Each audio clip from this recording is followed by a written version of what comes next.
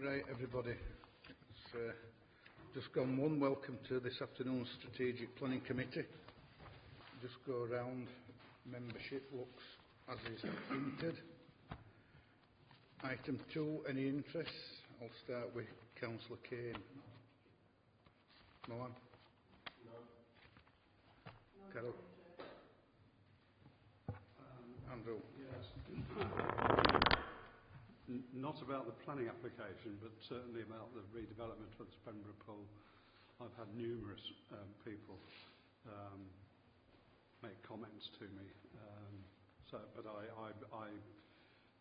as in all such cases, I would say, well, I'm sorry, I can't. I hear what you're saying, but I can't comment. So I think I'd best just declare it and carry on. That's okay. Yeah.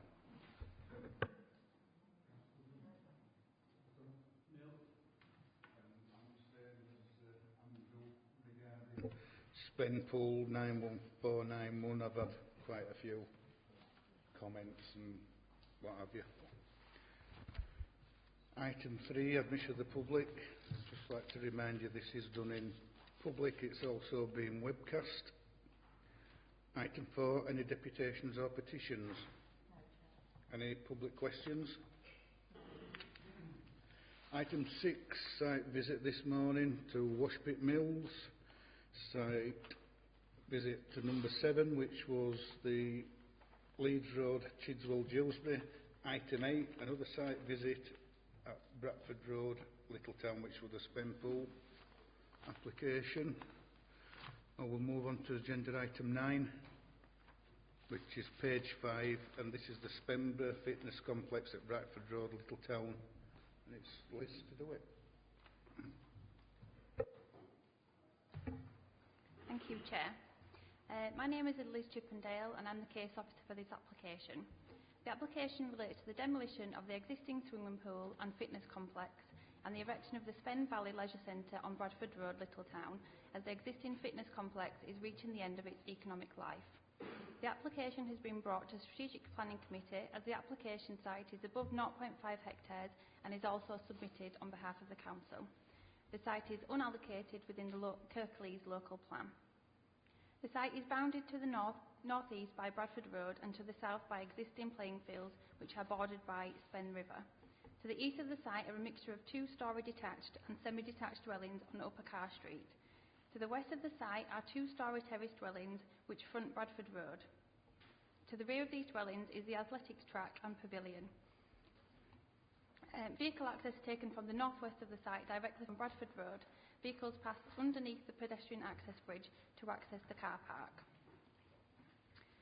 The replacement 2-storey leisure centre will provide an entrance reception and foyer, a combination of wet and dry changing facilities, a 25-metre swimming pool and 20-metre learner pool with spectator seating, a gym and multi-purpose exercise studio. Vehicle access to the site will remain as existing from Bradford Road. The access will lead into a car park with 127 vehicle parking spaces to the south and west of the building. The proposed replacement leisure centre is not considered to impact unduly on the visual or residential amenity of neighbouring occupants. Officers consider that there to be no concerns with regards to highway safety. The site access will remain as existing and adequate vehicle parking and pedestrian access is provided. There is an existing public right-of-way which runs along the northwest of the application site, which would be impacted by the proposed development. As such, an application has been submitted by the Council's public right-of-way team for its redirection. The public right-of-way officer raises no objection to the proposed development. A proportion of the site to the south is located within flood zones 2 and 3. The Environment Agency raised no objection to the development, as no part of the development falls within flood zone 3B. The proposal includes the loss of the skate park, which is located to the south of the existing building. The applicant has confirmed that the skate park will not be replaced within the site due to constraints of the site as a result of the floodplain and underground piping. A project is underway to explore the feasibility of relocating the skate park within Royds Park to the north of the site. Officers consider that the proposed replacement leisure centre will provide much improved facilities for indoor sport and physical activity, catering for the needs and demands of a diverse community. Officers consider that development complies with relevant policies and would constitute sustainable development. The application is recommended for approval. Thank you, Chair. We've got two speakers. First one is Rob, is it Platt? Plant, yeah. She could you come down to this corner chair here, please. You're all right, it's not electrified or all like that.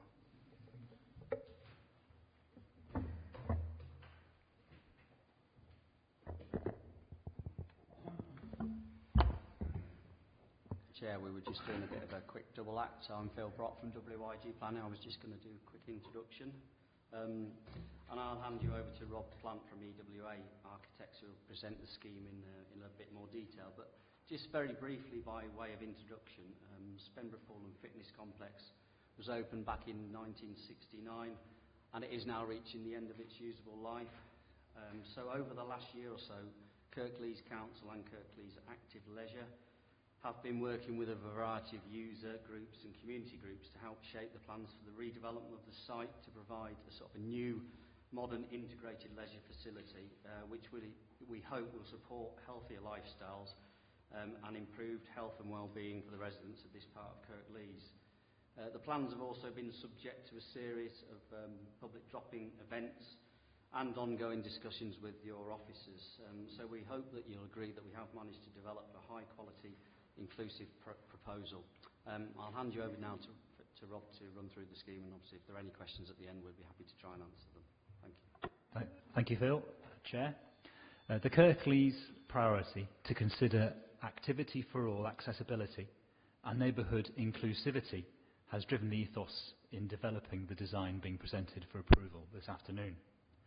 The site presents significant challenges from the point of view of various constraints to redevelopment, as well as falling away over 7 metres from the Bradford Road access down into the valley of the River Spen. At concept design stage, the team recognised the importance of retaining a public presence visible on the street frontage, although levels have meant the main entrance is located a whole storey below. Our proposal is to position and orientate the new facility so it faces both Bradford Road to the north and a newly formed pedestrian entrance plaza to the west, creating a strong relationship between the centre and the external public realm. New car parks will be allocated adjacent to the entrance plaza and to the south of the building. The disabled spaces are positioned close to the entrance for ease of access. A new stepped pedestrian route will be created from Bradford Road down to the entrance plaza, along with a new ramp for those arriving by wheelchair or on foot pushing a buggy. A canopy sails over the entrance plaza, and as well as providing shelter for visitors approaching the centre, this clearly identifies the entrance from both the road and the car park. The proposed palette of external building materials is intended to provide a high quality finish and a distinct identity. Following the public consultation events, changes have been incorporated into the scheme, including the widening of standard parking bays and the introduction of a cafe. In conclusion, we consider the approach to the application for Spen Valley Leisure Centre has proceeded in a manner which has allowed for an appropriate level of pre-application consultation and community engagement. This has helped develop an inclusive design with potential issues and impacts appropriately considered throughout the process. In line with your officer's report, we would gratefully request that the application is recommended for approval. Thank you.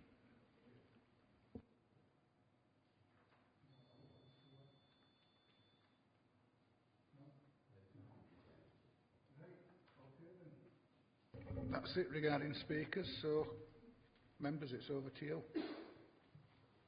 Andrew. Thank you, Chair. As a local member, I wholeheartedly applaud this application. It's in a highly sustainable location on a very high frequency bus route, and will be accessible to a fairly large number of people. So that's all very positive, and I think that the amount of consultation that's been undertaken has been quite extensive, with members of the public and elected members alike.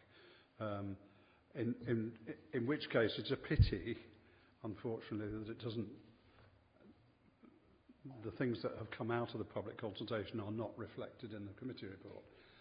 I know the committee report is about the planning application, not the public consultation, but I think it would have been helpful to have some of the points that were made, not including the skateboard park, which I recognise will be dealt with separately. I'm not going on about that. Because it's a completely different thing. But as I say, the impression I've got from the consultation that we've been given is a really excellent facility, and I think it's so excellent that it will get over, perhaps not immediately, the fact that there's going to be no facility there for 2 years. I think there will be something for local people to look forward to when the building is finished. I mean, frankly, there's no other way around that, because there's not room on the site to build a swimming pool without demolishing the original one. So I would have no hesitation in proposing the officer's recommendation for this application. Thank you, Chair. Can I too welcome this application, and in particular welcome the investment. I think it's going to be a fantastic improvement on what is a extremely dated building. 1969 seems a lot longer than that, but certainly the investment is welcome. The thing that I'd like to ask really is I did ask it on the bus this morning, and just to confirm, I'll ask our highways officer just to confirm the traffic movements and about the possible increase of traffic that's actually to be incurred when this is up and running. I think it needs an explanation. It is an extremely busy road there, and certainly getting out this morning, I found it quite difficult getting out this morning, and it's quite quiet there, to be quite honest with you. So there's an issue that needs to be raised then, because obviously the intensity of an absolutely new and first-class facility will ensure that obviously the stability and investment is going to be there, and people will want to use it. So I think as it is now, people may be a little bit reluctant. So there's obviously going to be an increase in the amount of traffic. The only other thing I would say, I feel sorry for the skateboarders, and I hope wish them the luck to get the skateboard back as quickly as possible, because even in my own area we have had some problems with skate parks, and kids love to do it. So I think if we can assist them along the way, then that would be very good of us. So I too, and I'm quite happy to second this application, but I'd like some response from the traffic about the traffic movements. Chair, thank you. Through you, Chair, ranking the Highway Development Management. The existing highways arrangement is considered acceptable to facilitate this development. Whilst it's recognised there will be an initial increase in traffic, it's forecast that this will die down over time. In addition, the access to these facilities, such as the gym, is considered to be more prominent outside the peak hours on a morning and evening time, so the conflict will be minimised there. In terms of the parking arrangements, the surveys that have been carried out have suggested that the proposed number of spaces will be sufficient to accommodate that. However, if once the facility is opened, if it becomes apparent there is an issue, an overflow facility at the adjacent running track which can accommodate those. Thank you, Chair. The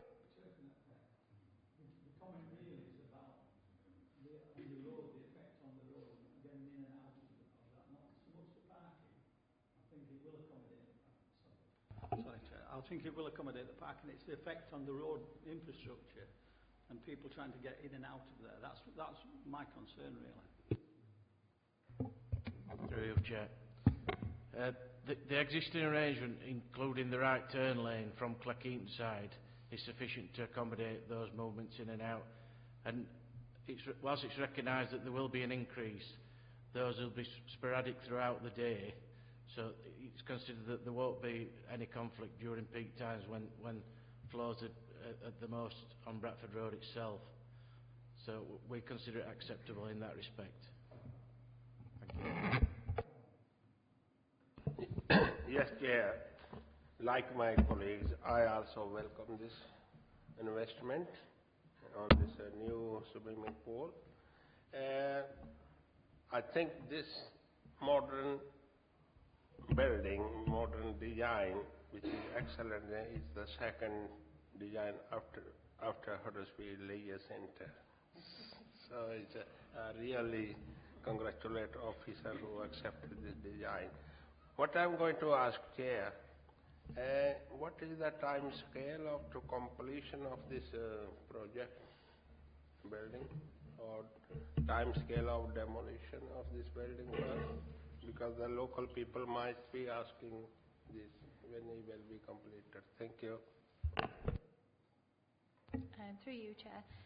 Phase 1 should be which is the demolition and rebuild of the main swimming pool, should be complete by September 2021.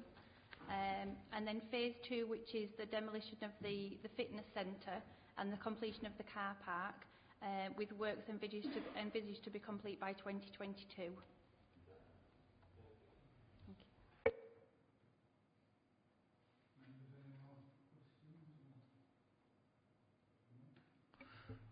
One thing I didn't tell you at the beginning of this was whoever moves it and seconds it, I've got to do a 30-mile swim, a 60-mile bike ride and a 40-mile run.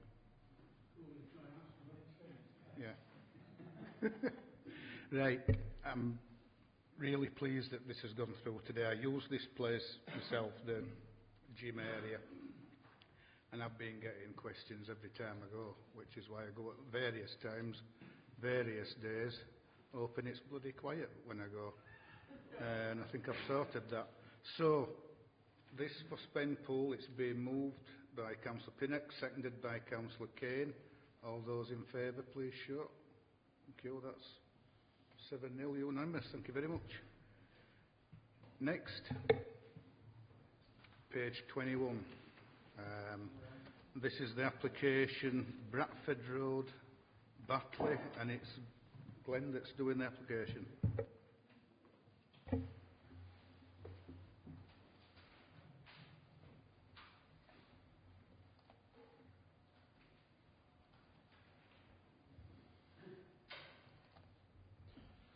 Thank you, Chair.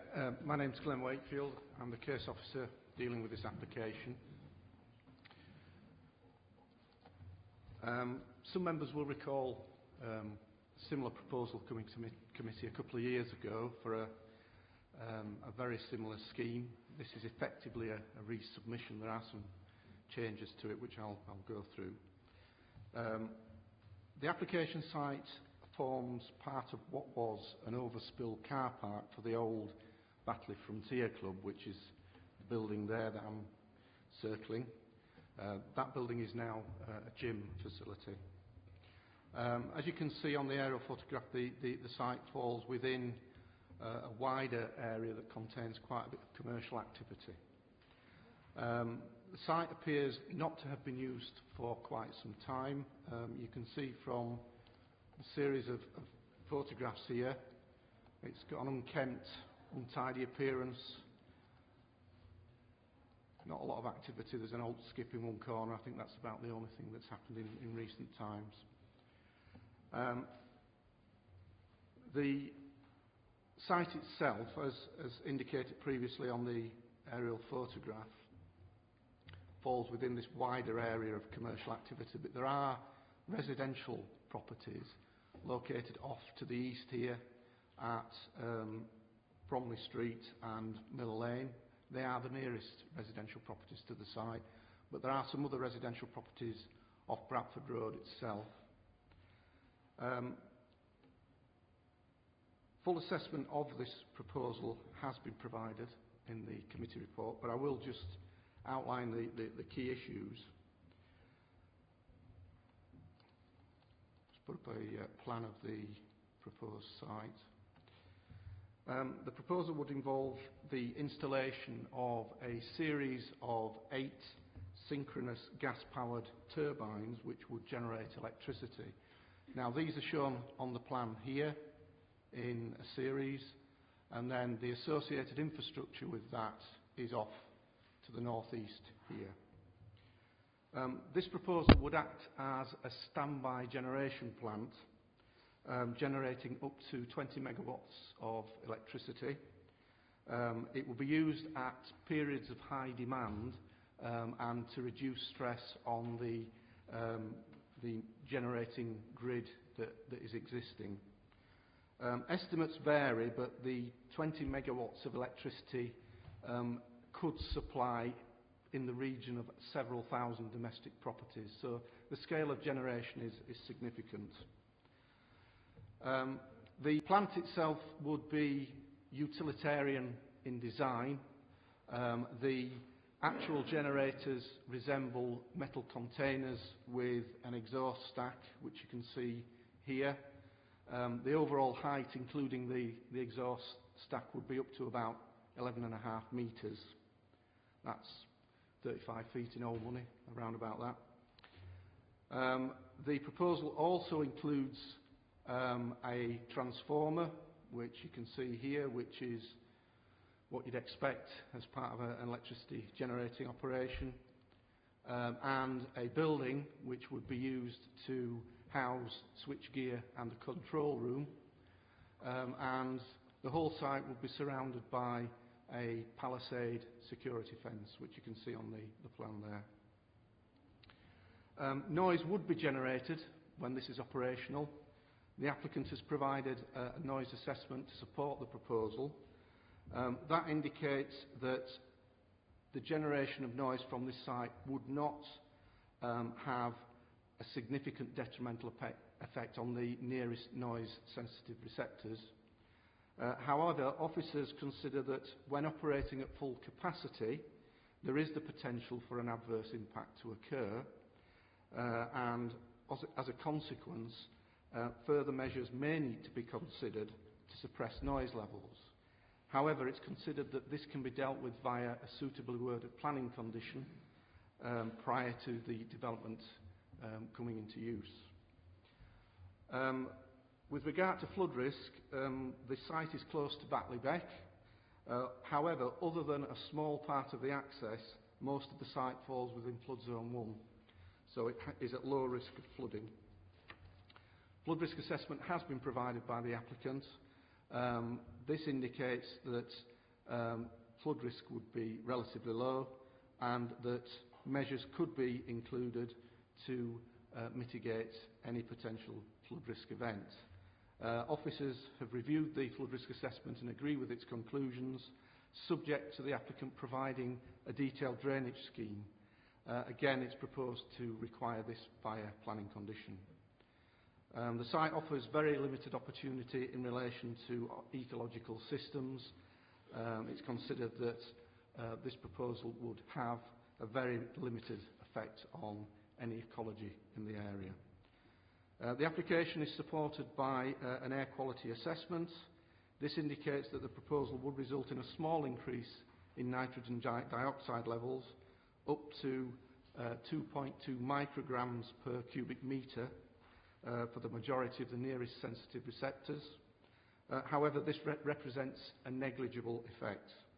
Officers have reviewed this document and agree with its conclusions with regard to the very limited impact on air quality that it points out. Following the construction works, Vehicular activity associated with this proposal will be very low indeed and would relate to the occasional visit by maintenance operatives.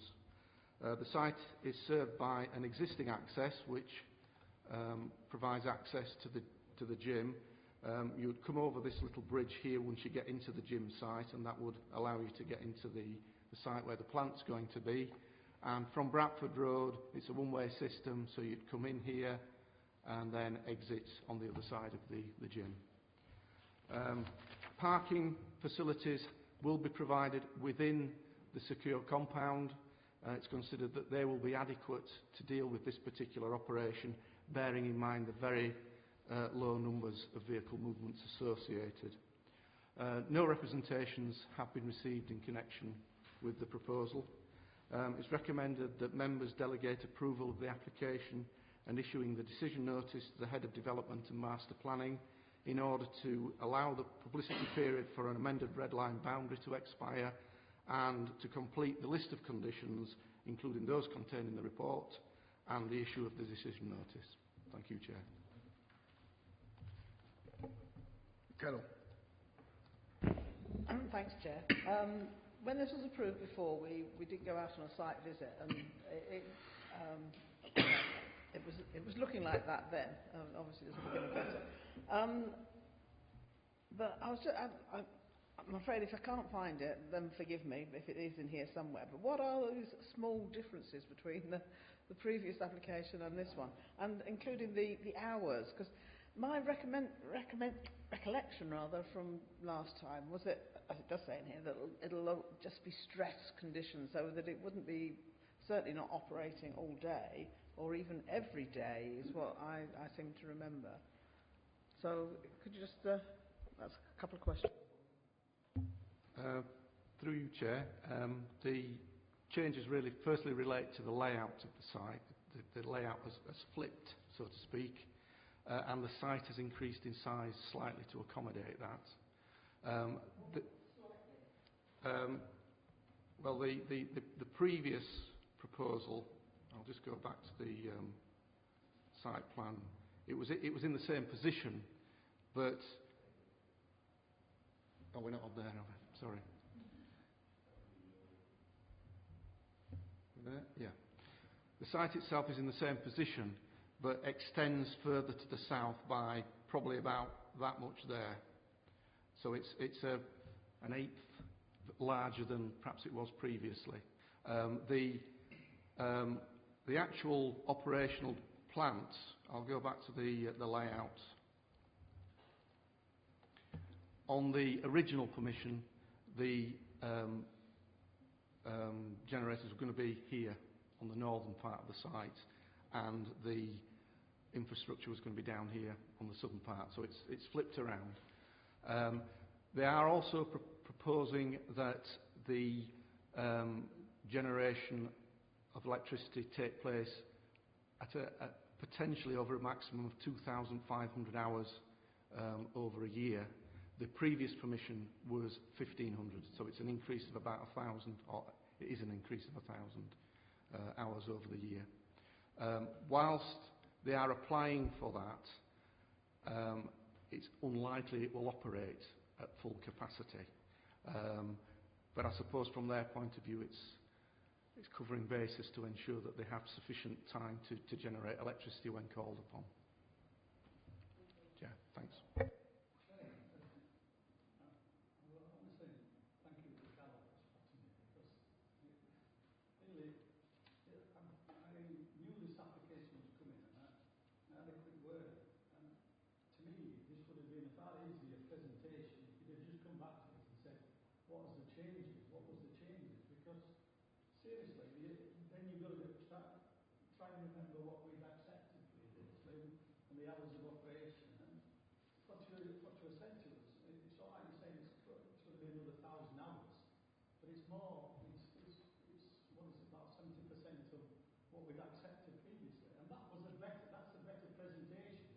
I think, than actually having to trawl through it and then ask you questions, because the fact is, my concerns last time, and I'm going to ask you the same question again, is there any difference in the NOx for what we'd accepted previously? Is there any difference in that? And the only other point I will make, Glenn, and this is, I know it's going to be delegated back, but that condition, noise mitigation condition, that means absolutely nothing.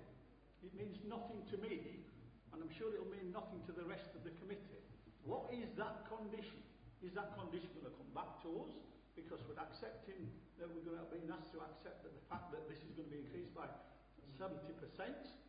You know, this is just unfair. I think it's unfair on the committee, to be quite honest with you. And I'm looking at you, Matthias, as well. You must have passed this report, and it's easier to actually say these things than us having to trawl through them and ask questions. Thank you, Chair. Thanks, Chair. Just a couple of things there, Councillor Kane. It was me actually who signed the report off rather than Matthias. But we do have Richard Hume here from Environmental Protection to give us a little bit of advice in terms of the environmental issues, if you'd like to go into that. But you know, we have looked at it, and yes, there's an increase in hours. But although there's an increase in hours, that doesn't necessarily mean that there's an adverse impact in terms of nitrogen dioxide increase and also the level of noise. Both are going to be acceptable, but we are anticipating the developers would have to come back to us with a scheme to minimise, and there are several things that they can do. They can do several things. Richard, do you just want to come in on that? Thank you. Yes, through you, Chair, thank you. Yeah, I'm Richard Hume, Environmental Health Officer. Regarding the nitrogen dioxide levels, obviously if it's operating for a longer period of time, more emissions will be produced.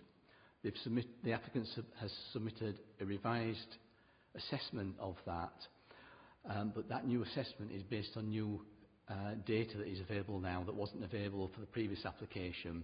The new data shows that the background levels of nitrogen dioxide in the area have fallen over the last 2 years. So therefore, with the new data and the additional emissions from the proposed application, the effect is once again still going to be not significant. So it's not going to cause the national air quality objectives to be exceeded, and they are currently under the objectives at the moment. It's not going to cause them to be exceeded. It's well short of that. So we don't have concerns regarding the air quality regarding this application. Regarding the noise, the condition is, we've changed the condition from the original one we recommended for a previous application because a new revised report was submitted, and together with the report and the increase in hours, we felt that tipped the balance regarding the amount of noise that is going to be suffered at the noise-sensitive properties, particularly on Bromley Street. And we were concerned that it was going to have an adverse impact on the residents there. So therefore we revised our recommendation for the noise condition. And the condition, it is technical by nature, but it is quite precise. It requires the noise to be controlled so that it doesn't exceed the background level at Bromley Street by a certain amount, and so it is measurable as well.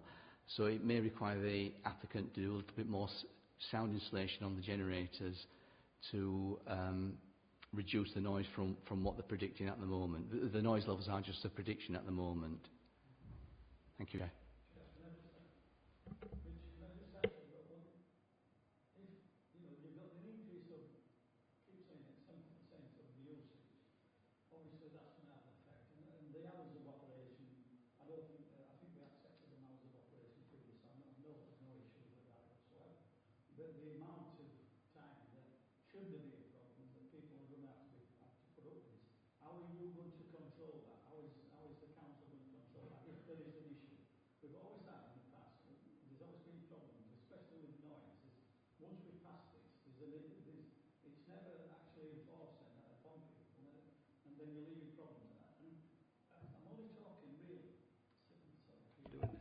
I'm only really talking about local knowledge, because if you've got issues in there, that travels right up that side, and it'll travel all the way into Hanging Eaton, and that noise will be like a droning noise I'm pretty sure of it, that it could cause a problem.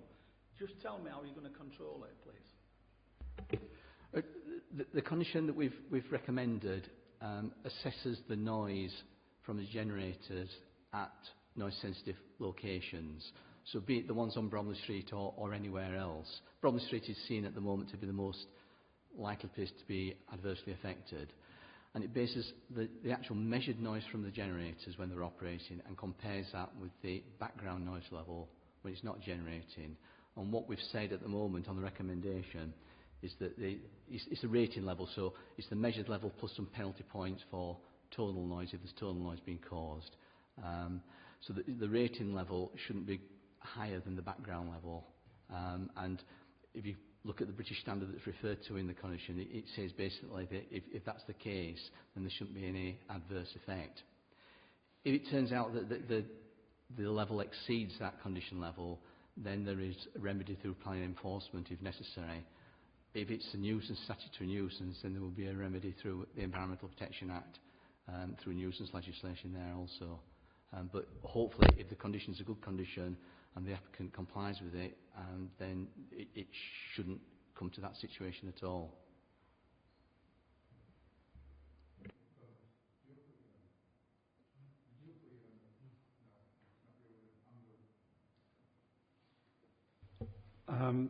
Yes, thank you, Chair.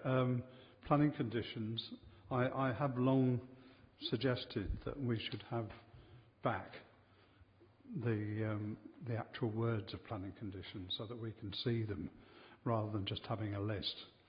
And that would answer the question that Councillor Kane mentioned.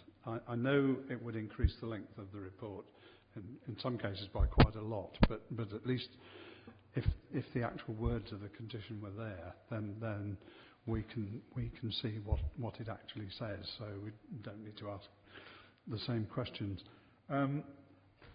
This is curious, this application. I was at a meeting of the Climate Emergency Working Party yesterday, and we are here being asked to approve the generation of electricity from gas, which I suppose would be frowned on in some quarters. However, we've already given permission for something on this site, and there's nothing on planning grounds that we can do to say we shouldn't grant it. Given all the stuff that we hear about not using fossil fuels, how long it will last is another matter. But I think that again, but going back to the noise issue, I think that if I think that is what's being proposed is satisfactory as a way of dealing with it. But the implication seems to me that for the great majority of the time it will never get to that level.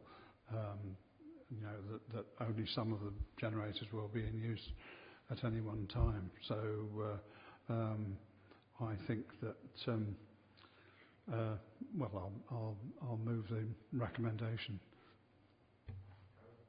Thank you, Chair.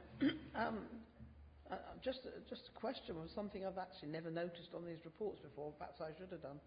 But it says certificate of ownership, notice served on the site owner in March. Do we assume that has, you now have got that or not got it, or? Through you, Chair, yes, that notice was served back in whatever date I put on the report. Yes, yes. They don't own the site, so yeah. Well, they've notified the owner, so I presume that they have been in contact with the owner to discuss the proposal. At the end of the day, the owner has to give their permission for them to do it. If they say, "Get off my land," then they can't implement the permission. But they've gone through the correct procedure of notifying the owner. Yeah. Any more questions? Or it's been moved by Councillor Pinnock. I'll second it. All those in favour, please show. Against? 6-1. That's gone through. Next, page 31. This is the application at Tolson Street, Hazel Crescent, Chickenley.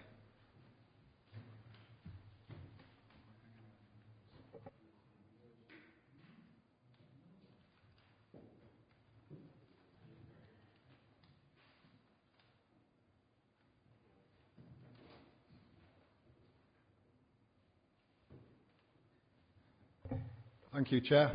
My name is Adam Walker, Senior Planning Officer. The application is brought to committee because the proposal constitutes a departure from the local plan, being residential development on safeguarded land. Safeguarded land is identified as land to be protected from development during the local plan period. It would only be considered for development through a review of the local plan and a change to its allocation. The application seeks outline planning permission for the erection of up to 54 dwellings, with access the only matter included for consideration. The access is from Kingsmead, which you can see on this location plan, which is a cul-de-sac. Number 28 Kingsmead would be demolished to make way for the access. This is an aerial photograph of the site, shaded in red. It comprises an area of land just over 2 hectares in size. The main parcel of land falls within the administrative boundary of Kirklees, and the access falls under the administrative boundary of Wakefield Council. There is currently no vehicular access into the site. Pedestrian access can be gained from Hazel Crescent and from Kingsmead, and there are a number of desire paths across the site, which you can just about make out on this photo, running across there and down towards the south. An indicative layout plan has been submitted in support of the application. Get it the right way around. So it just shows how the site could be developed. It indicates detached and semi-detached properties, including bungalows. The density is around 26 dwellings per hectare, which is below the council's target density of 35 dwellings per hectare, although there are some constraints with this site in that the southern part is quite steeply sloping.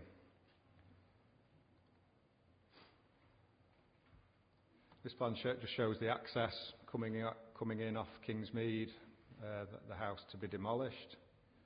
I'll just show a couple of photos. This is looking from the northern boundary across the site. As you can see, just essentially grassland. That's the house that will be demolished. And another view looking across the site.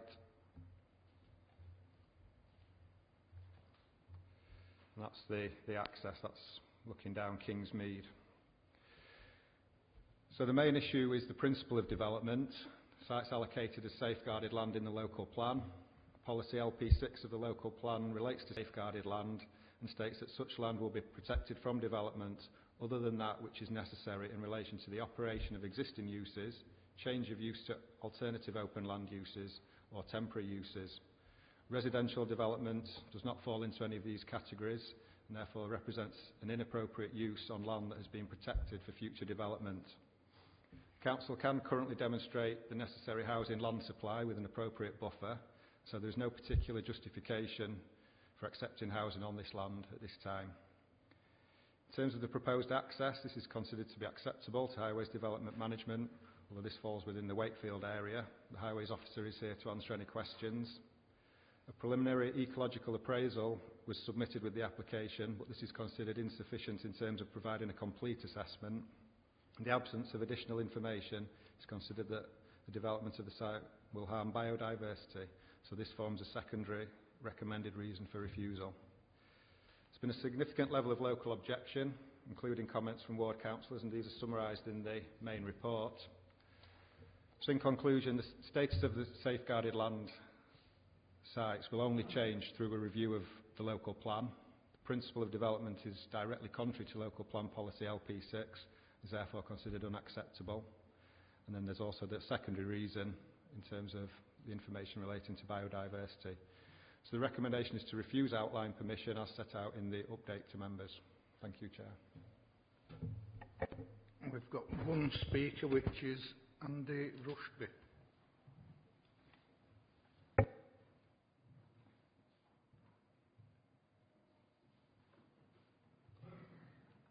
Thank you, Chair. Good afternoon, members. I'd like to commend your officer for a factually accurate and correct report, but I would wish to suggest to members that this may be the full story. Your report states that whilst the Council currently has a 5-year land supply for housing of 5.51 years, given the Council's consistent under-delivery of housing over the last 15 years and the fact that a new local plan has recently been adopted, this figure, I believe, is far too close for comfort to the required 5-year supply. I say this in the knowledge that a number of newly allocated sites that are now coming forward that include numbers of units which are less than indicative capacity identified in the local plan. There are a number of reasons for this, most notably physical constraints reducing the net developable area on many sites, and cumulatively this matter will place the Council in an invidious position in the not too distant future as the number of projected units to be delivered will be short.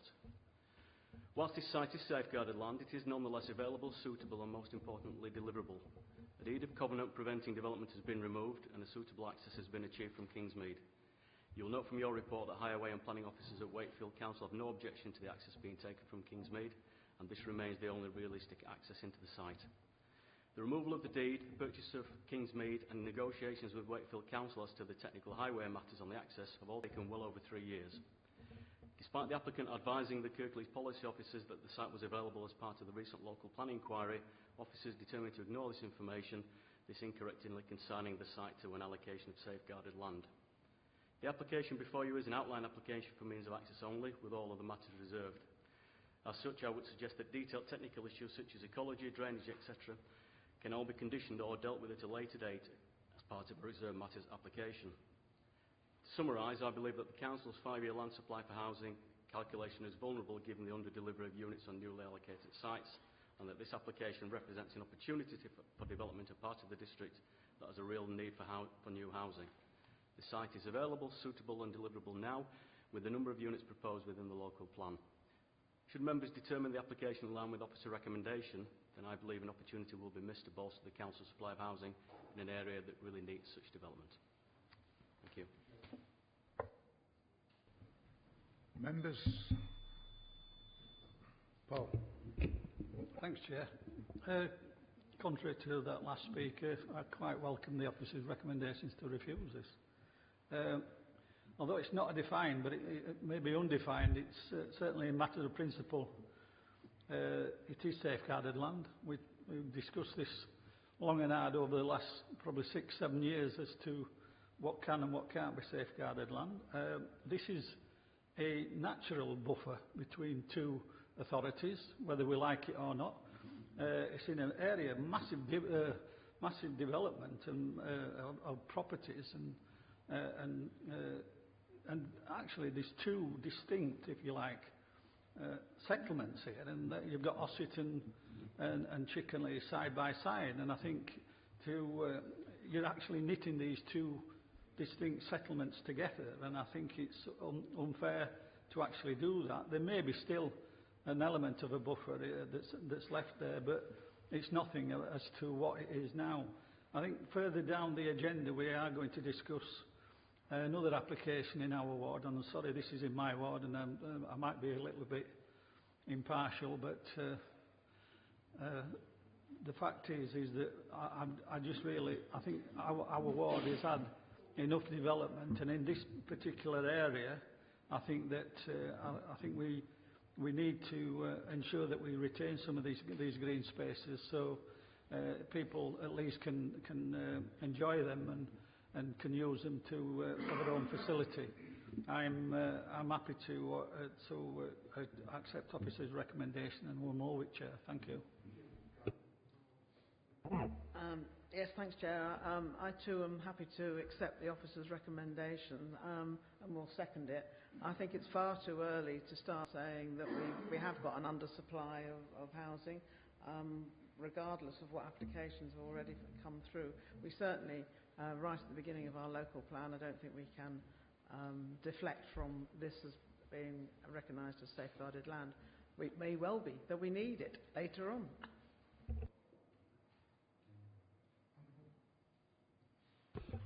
Thank you, Chair. Yes, it's premature, in other words. Despite Mr Rossby's gallant attempt to provide a justification for it, I don't think, given the current circumstances, we can do anything other than refuse it. And I would suspect that if it was appealed, that the appeal would fail on the grounds of prematurity. Because the whole point of having bits of land like this is to ensure that later in the plan period you've got some sites that you could, not will, that you could use for development. And I think that it should remain in that state until we come to a time when we might need to consider using it.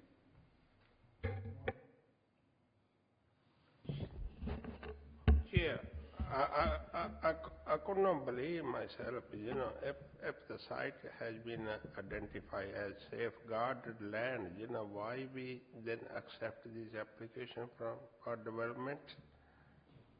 Yeah.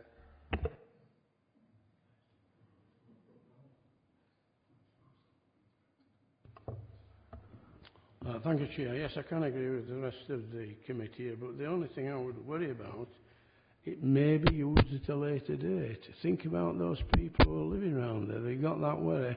When is it going to come? At the end of the day, it's a gun at their head, isn't it? It really wants to sort out as to whether it ever will be built on. As Councillor Kane said, it's a good buffer zone between two councils. My attitude is, if that's the case, then leave it as it is. Never name, we might want it later. The people there, they'll be happy to see it go out now, but they won't want to be worried about how long is it going to be before it comes back again. Simple as that. Thank you. Matthias, yeah. Very quickly. Safeguarded land is exactly that. It's safeguarded for its future potential, and that could be allocated for a use. It could be returned to the green belt. It could be left as safeguarded land, or it could be discontinued. There are no decisions around the use of this land. It exists outside of the green belt as land that is reserved for the potential in the future. That potential could be any of those scenarios I've identified. So I wouldn't want residents to feel that there is a need for it. There isn't. We have a 5-year supply. But it's a planned process issue to allocate land. Not a matter of we might or we might not need it. It's simply for the future. Thank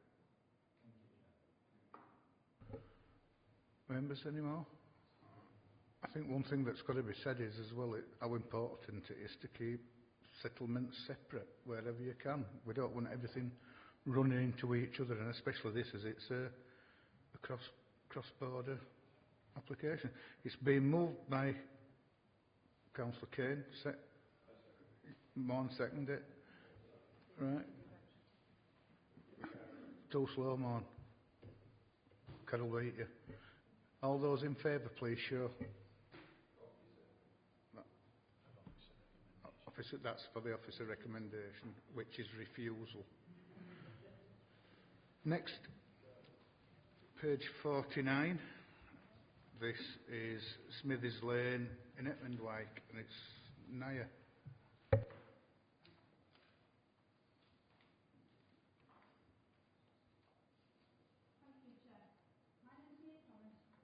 Thank you, Chair. My name is Nia Thomas and I'm Case Officer for this application. The application has been referred to Strategic Committee due to the size of the site exceeding 0.5 hectares in area. As you can see from the site plan here, planning permission is sought for the importation of inert waste and the change of use of this land here on the site plan to form agricultural land at the old wastewater treatment works at Smithies Lane in Etmondwyke. The proposals also include the demolition of the existing sewerage infrastructure, so this piece of equipment here, and the conversion of this sewerage tank to form a meeting room. As members can see from this plan, the building will be timber-clad and will have a viewing platform here. The agent has clarified that there will be up to 25 children visiting this meeting room and viewing platform at any one time, and there may be up to 2 trips a day. The site is allocated as Greenbelt on the local plan, and therefore officers have considered whether there are very special circumstances to justify the proposed development. The applicant's very special circumstances have been set out in the report, and officers consider these to clearly outweigh the harm to the openness of the green belt. The proposed development is considered to be an improvement to the existing appearance of the site, which, as you've seen from this picture here, we've got all this redundant sewerage equipment. And in terms of residential amenity, there will be no harmful impact. And then finally, to move on to highways, subject to the conditions set out in my report, the impact on highway safety is considered by officers to be acceptable. Officers have also advised the applicant that a unilateral undertaking is required to ensure that the importation of inert waste for the Ponderosa Park farm development is fully complete prior to the implementation of this permission. That's for highway safety reasons, to ensure that both sites, that the heavy goods vehicles needed for both sites aren't coming to the site at the same time, because they use the same access. So considering all that, officers are satisfied that the proposal meets local and national policy, and we're recommending approval. Thank you, Chair.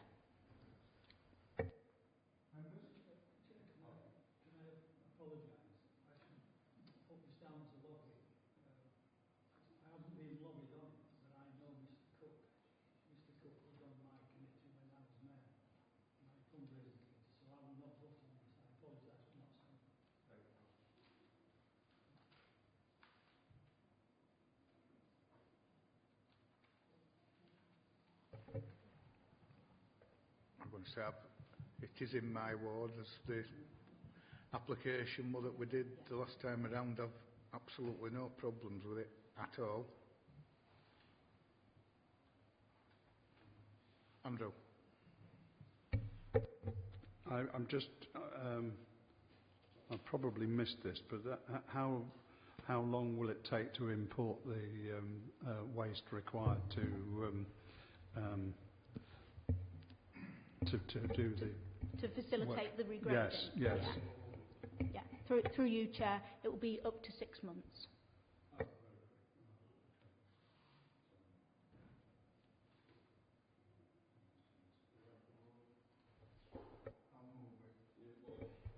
Do we have a seconder? Councillor Pinnock. Those in favour? Please show. That's unanimous 6-0. Paul. Yeah. No. Yeah.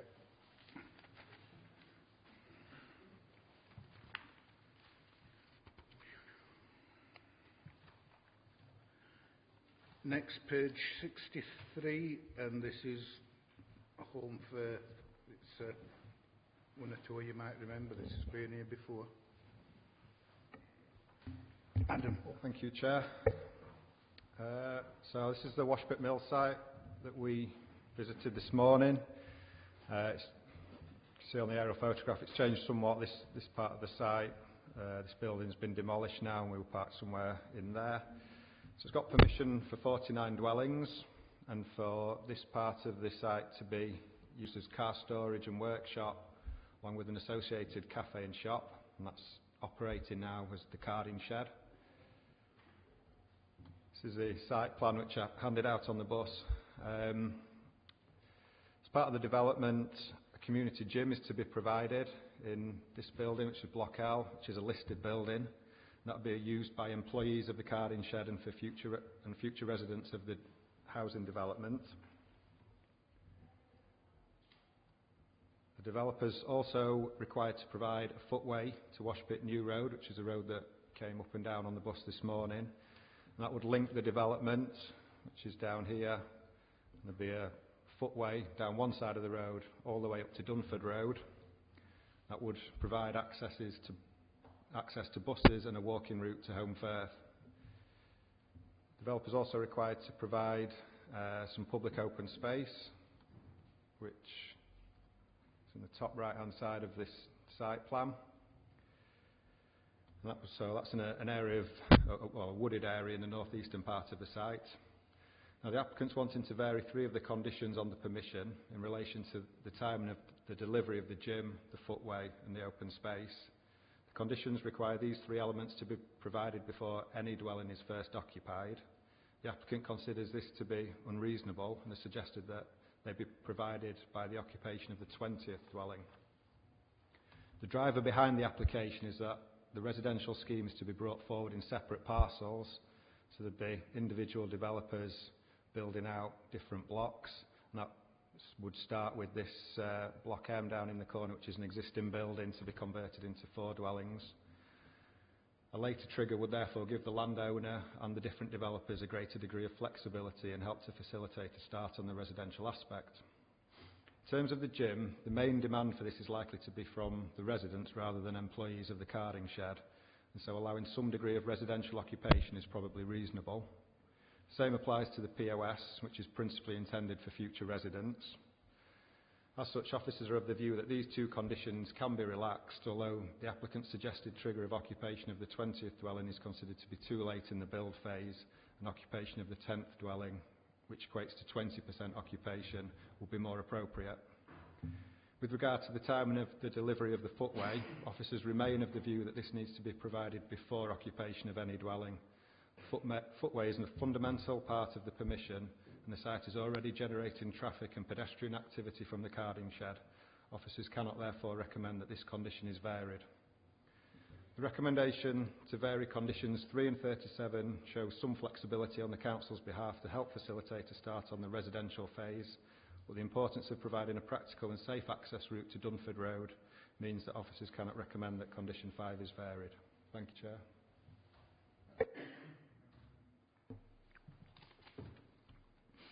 Roger Lee.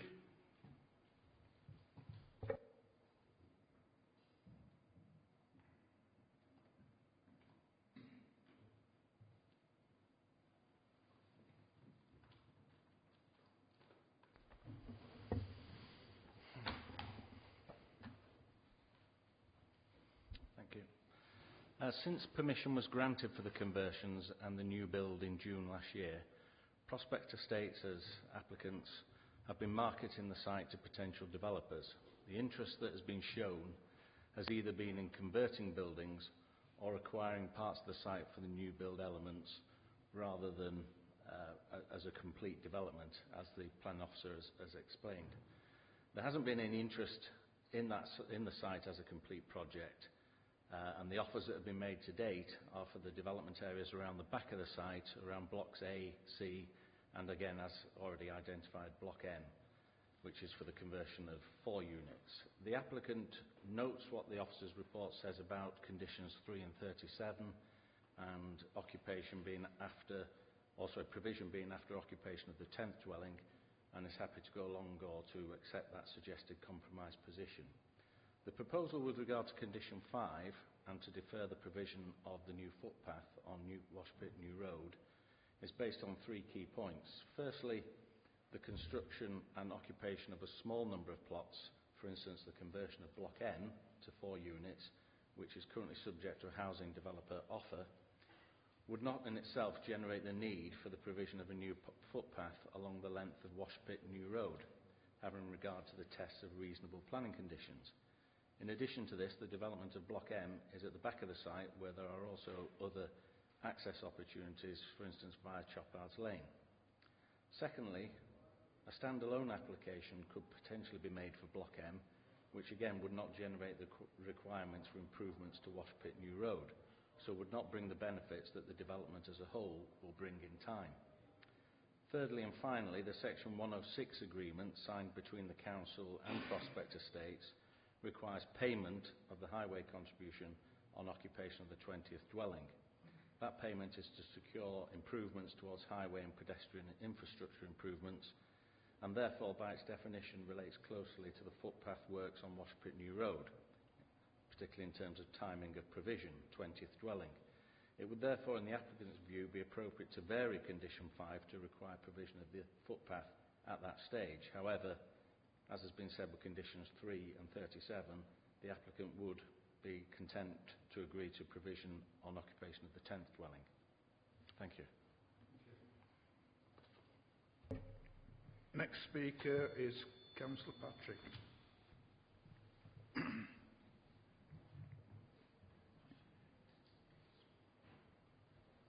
You're five minutes, Nigel. Yeah, I won't take 5 minutes. This site was, and still is, a controversial site.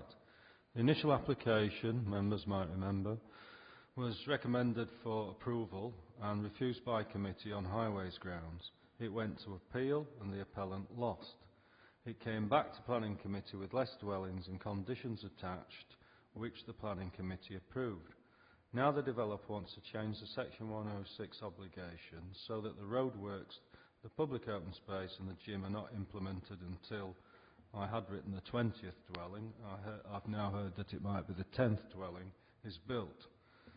Fortunately, on this occasion, Highways agree that this is not a good idea and that the Section 106 agreement covering the road and the footway should be met as agreed, and that is part of the officer recommendation.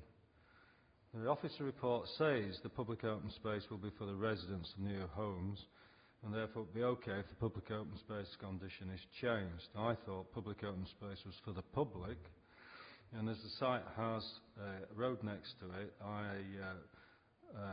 and a public right-of-way going through it, I would have expected the public might want to use or have use of some of the public open space.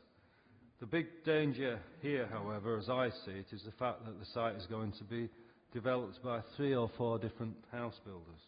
The planning permission goes with the land, so which of the 3 or 4 builders will be responsible for delivering the public open space, the road and the gym? Some of them, all of them, or will they walk away and it not get done? How will it be enforced? That's what I want to know. How are you going to enforce it? What's the situation going to be like on the ground? We've already had problems on this site with complaints received, and unfortunately, once again, enforcement action was lacking. We need to be on top of what happens at this site in terms of planning control, and I would ask committee to insist that the public open space is delivered with the road improvements as originally agreed. I haven't made mention much to the gym because I don't actually think that will ever happen. Thank you.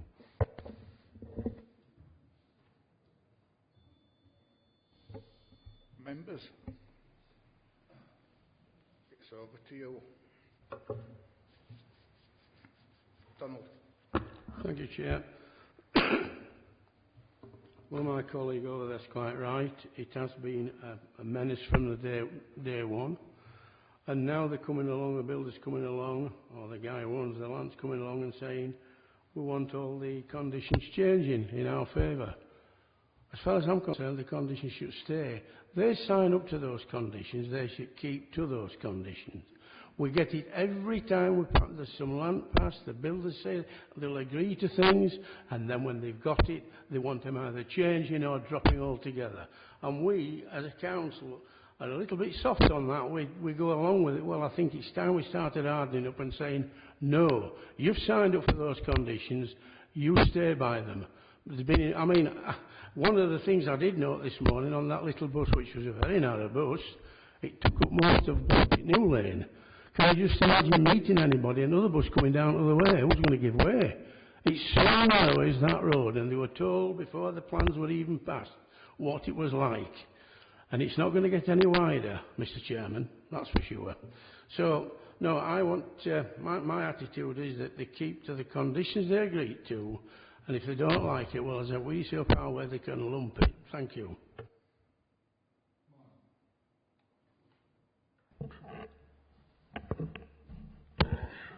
Chair, I've been long enough on the planning committee here. In the past, I remember we have considered some change of condition on many applications, but it always depended on the situation, on the merit of the application. Yes, here, officer here, they taken the application, they're happy to approve condition 3, but they're not happy to approve condition 5, yeah? So it depends on the application. I'm not saying we should not or we should do, yeah? So it depends on the two members, yeah? Thank you. We can't say we never change the condition. We changed before, yeah?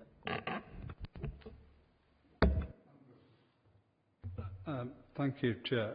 I definitely think that condition 5 should not be altered.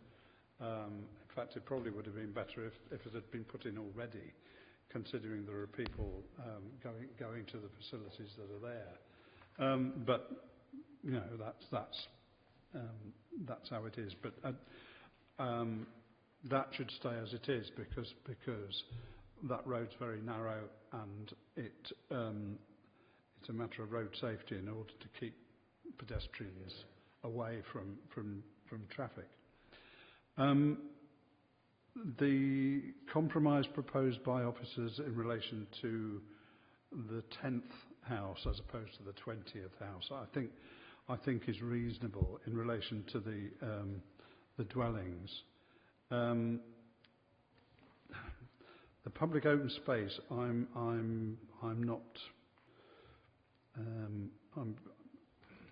mean, I listened to what the officers said and what Councillor Patrick said. I suppose in a way it would be good if that was brought forward sooner rather than later. But I think in both cases the 10th house is a reasonable compromise. So this is presumably a split decision, partly approved and partly refused, which I, on that basis, refuse the request for condition 5 and agree to the 10th house being the trigger point in relation to condition 3 and condition 37. Yes, I really agree with what Councillor Pinnock has just said. I mean, condition 5, the footway. To be honest, I don't think residents will actually use the footway because they're more likely to drive there with their shopping or after work or after school with kids, etc. It's visitors to the site, to the carding shed, that are more likely to use the footway than anyone, and that is already in operation. So, yes, I don't think that we should delay with the footpath, but I am happy to concede delay to the 10th house for the gym and the public open space. Thanks, Chair. I didn't go on the site this morning, although I've been on a couple of occasions previously, and I have to agree with what the last two speakers have said, but I just want to say something about conditions. Conditions are not necessarily accepted by developers, are they? Conditions of the actual planning application, so we need to be extremely careful, and them conditions have got to be reasonable and will be checked against whether they're reasonable or not. So that's there is an issue there should this go any further. I have to say though, I think Carol's just hit the nail on the head, and the fact that I don't think many people will be using that footpath. I think most people will be driving down there, and the only people that will use it are the general public and people walking around that particular area. So I'd like to think that, and this was, I have to say this, Councillor Firth, you know, we didn't accept this outright. We struck out some really good conditions on this, and there should be adhered to, but they have to be reasonable, and they can be checked at a later date.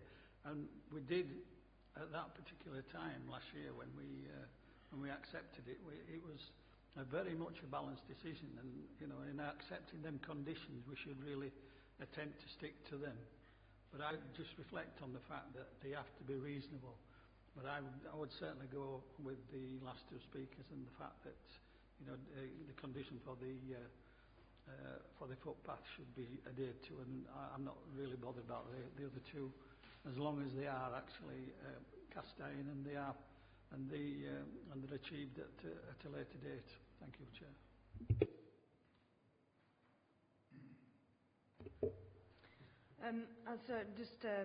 My sort of personal opinion is that, well, condition 5 and 37 I think should be completed prior to the development.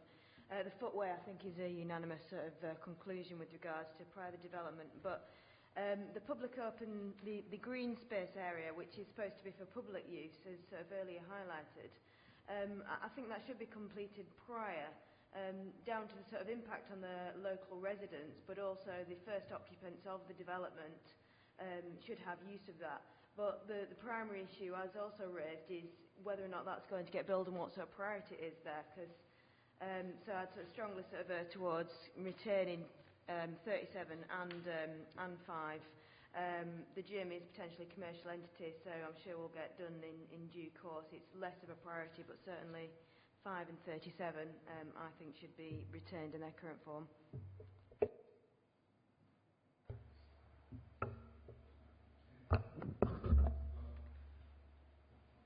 On listening to everybody, I can actually live with the gym being put on one side, because obviously that's, as you just said, is a commercial entity.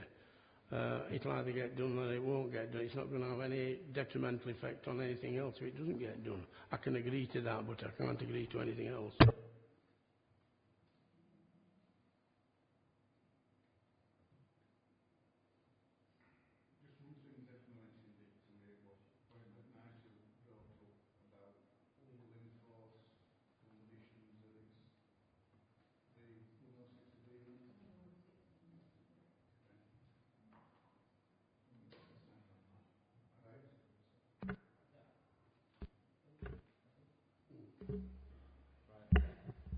You're absolutely right. It is the Checker district, but it has a planning permission. It was a difficult decision. It was a balanced decision. It did go through an appeal, but this committee made a decision at the end of that, and it's the modification of that decision that we're after today. Life's a compromise, and it is about balance. What are your priorities? I think the priority is highway safety, and I don't think anybody, officers, members, and the ward councillor particularly, would say differently. Those are the two elements. If it went to an appeal, which it might, this might go to an appeal, what's the reasonable approach? Are you going to secure those facilities? They're not saying they won't do them, they're just trying to enable the development to happen. If that gives that little incentive to happen by moving it to the 10th instead of before the 1st, then is that a reasonable compromise? In terms of enforceability, those conditions are enforceable. They're enforceable now, but they're asking you to say, are they reasonable to change? And if they are reasonable to change, they're still enforceable. We will enforce them, we will monitor them, and the Section 106 is a bilateral obligation. That developer has signed a legal agreement that says they will do something. The council has said, when we receive that money, we will do X with it. So there's a bilateral legal agreement there for that. So I'm fairly confident we have an enforceable position all the way through. If you amend the conditions as recommended, we still have an enforceable condition. Yeah, I accept everything what Matthias has said there, but I think it's the bounds of reasonability, and I accept that, and I'm pretty sure that should it go to appeal, should they want to go to appeal, that they may well win it. But this is similar to a lot of the applications that we actually deal with. We, as elected members, are representatives of the local community, and it's up to us to fight on their behalf. And whether we get some of the facilities and the footpaths and whatever is a different thing. And we have to be reasonable in attaining that. I think what I was going to ask was, is there any mileage in us deferring this till the next committee for a renegotiation with the applicant to say, look, you've heard what the committee are saying, let's have a look again at what you're offering and come up with a compromise, as you say, because I'm pretty sure if some changes are made over the next 4 weeks, then it can be accepted. Just to be clear on that point, the committee is unanimous on the footpath. It does not want to see any alterations to those highway works, which is what we're recommending to you. But the applicant is asking for that change. So if we don't move, if the committee's not moving on that, we've agreed with the applicant that the 10th dwelling is reasonable, albeit that there is a split on the committee about that. Where is it are you saying that the green space element is the bit that you would like to be brought forward earlier than the 10th dwelling? So if we can negotiate on that single point, because I don't think there is any negotiation on the highway. We're agreement on the gym, so it's whether, and it's roughly, you want that at the start of the development or as near to the start of the development as possible. We can ask the applicant to consider that. The risk of deferring is simply that the applicant exercises their right of appeal for non-determination. They can do that if they want. I've done it before, but we can ask that and we can come back in 4 weeks' time with an answer if it's still a decision for this council. It's up to you, members. I don't really see the benefit of just deferring it for 4 weeks. The applicant has already said that they're happy to accept the 10 weeks as opposed to 20, so they've already moved. Are they going to move on the green space? Is it worth their while to appeal on that one particular issue? I don't know, but I can't see that the decision will be much different, if any, in 4 weeks' time. Well, I don't say why I should buckle under this. We're the others committee to decide on what goes. And it's been a bad one from the word go as to this particular site. And they're trying it on. As far as I'm concerned, they're trying it on. And if we're going to just buckle under, then fine. But I'm not going to buckle under. I'm going to stick by my guns. I don't mind the gym because that's a commercial enterprise. That may happen, it may never happen. That's not going to have any effect on the people that are living there particularly, because there's another gym not too far away. So, but as far as I'm concerned, I am standing by my guns on the footpath. The housing, if it gets to start doing it on the 10th house, it could be the 12th house, it could be the 14th house. We had that problem at Linley Moor, if you remember. There was a house supposed to be built, and it never got built, and we had to push them to build it. Before anything got done, they'll be at it again, and I'm not going to fall for it.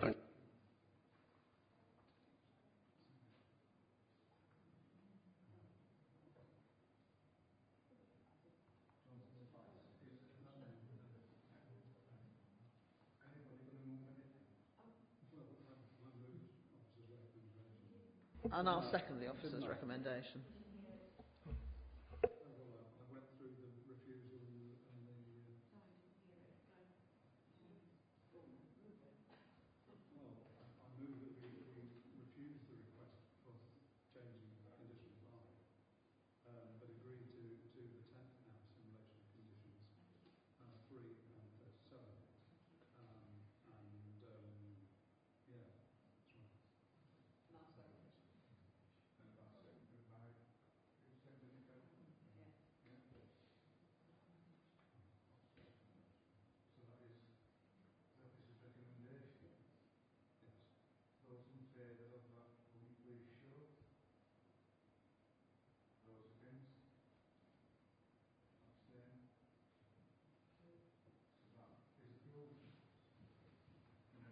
Where?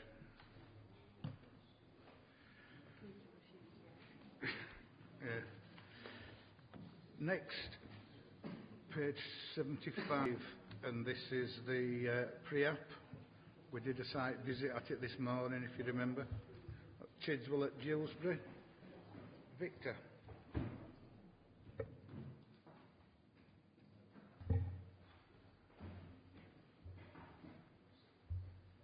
Thank you, Chair. Victor Grayson, Senior Planning Officer, Majors and Minerals Team. This item relates to 2 requests for pre-application advice relating to a 120-hectare allocated site. It's site MXS7 in the local plan, which is allocated for mixed-use development. The applicant, or the pre-applicant, is the landowner, the Church Commissioners for England, represented by Deloitte Planning Consultants.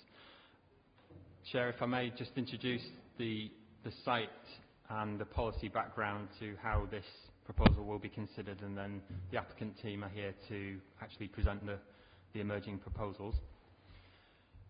Site allocation MXS7 carries full weight and is one of the 3 largest strategic housing allocations in the local plan, the others being Dewsbury, Riverside and Bradley Park, and also includes the largest employment allocation in the borough. The site and development at this site therefore has potential to make significant inroads into the 31,000 homes and 23,000 jobs that the Council intends to deliver by 2031. The site is close to the Leeds and Wakefield borough boundaries. As regards the requirements of site allocation MXS7, these are summarised at paragraphs 6.2 and 6.3 of the committee report. The site allocation sets out an indicative housing capacity of 1,535 dwellings and an indicative employment capacity of 122,500 square metres of floor space for the site. There are several other site-specific considerations set out in the site allocation, and the site allocation also notes the requirement for a two-form entry primary school, supporting infrastructure, mitigation of highways impacts, and for a master plan to be prepared. The proposed development will require environmental impact assessment, so an environmental statement will need to be submitted at outline application stage. Immediately adjacent to the site, to the southwest, is site allocation HS47. I don't know if you can see my cursor there. That site has an indicative capacity in the local plan for 280 dwellings. And then also immediately adjacent in that almost triangular site is another mixed-use allocation, MXS5. Indicatively, that can accommodate 38 dwellings and 3,816 square metres of employment floor space. The site was greenbelt. However, with the adoption of the local plan and the site allocation, it was of course taken out of the greenbelt, and in planning terms it is now regarded as previously undeveloped greenfield land. Just to clarify, there are two requests for pre-application advice before the council at the moment. The first relates to the larger part of the allocated site. That's a site of around 112 hectares. The other, and bear in mind these two location plans are not to the same size scale, relates to a smaller northern part of the site, approximately 7 hectares. The applicant intends to submit 2 applications for outline planning permission with details of access later this year. The reason for separating this northern part of the site from the rest of the site is to potentially enable separate and possibly earlier delivery of approximately 180 dwellings. This is proposed in response to the local plan inspector's inquiry as to whether or not early delivery of housing at part of the site could be demonstrated. The impacts of both parts of the site allocation, both parts of the wider development, would of course be considered together. And this slide just shows the two areas together. I hope you can make out the line between the smaller part of the site to the north and the wider part of the allocated site. A concept master plan was prepared by the applicant in 2017 for the purpose of informing discussions at the local plan examination in public. That master plan shown on this slide had merit. However, last summer the council and the applicant agreed to restart the master planning process, looking again at the site's constraints and opportunities, consulting with residents, members and other stakeholders, and devising a new master plan through an iterative design process.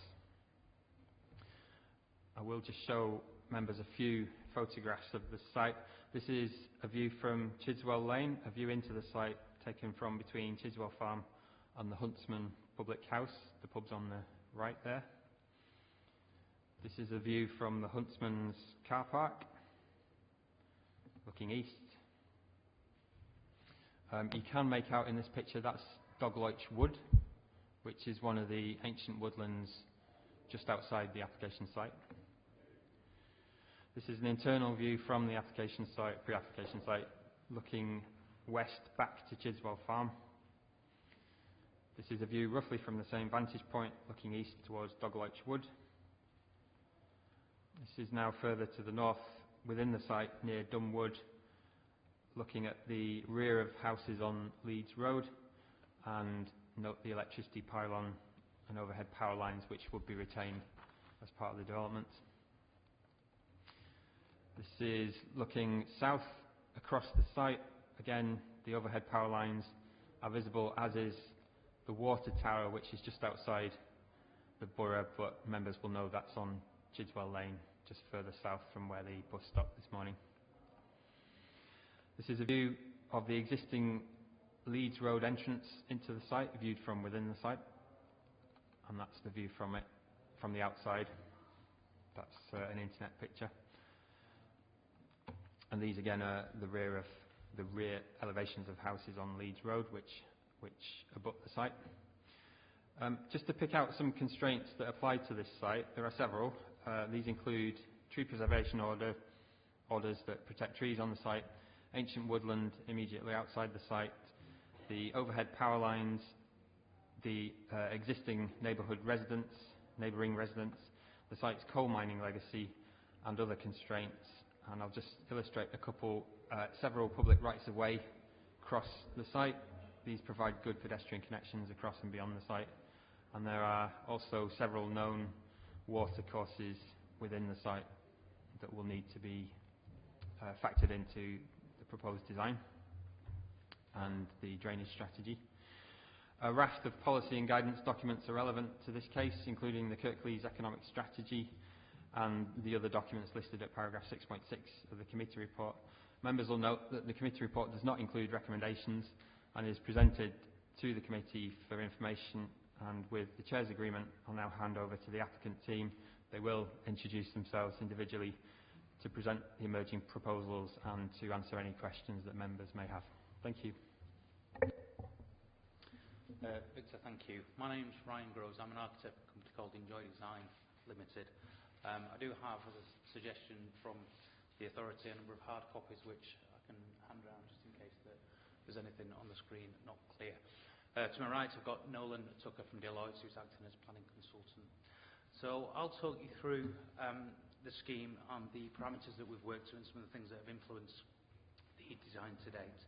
So the Church Commissioners are responsible for managing the Church of England's historic assets. So those include rural, commercial and strategic land projects.